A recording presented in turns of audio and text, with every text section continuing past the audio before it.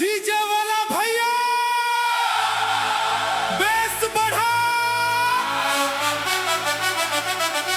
आज पूरा पंडाल हिले वाला बा।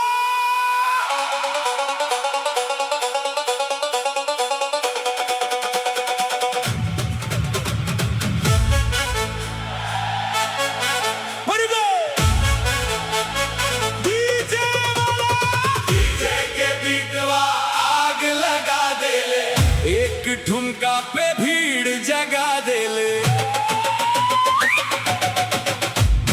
ढोलक कर जल ताली गूंजल, पूरा मैदान झूमे लगा देले। डीजे के बीटवा आग लगा देले, नाच लागल गाँव शहर हंसा देले। बैंजो बोले बाजा गूंजे, आज के रात याद बना देले।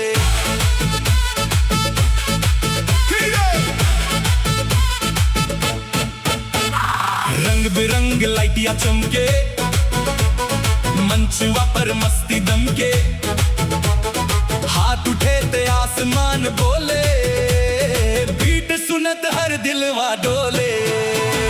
यार दोस्त सब साथे आइले, हंसी खुशी के रंग सजैले।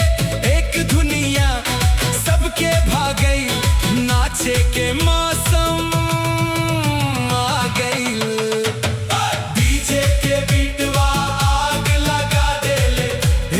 ठुमका पे भीड़ जगा देले।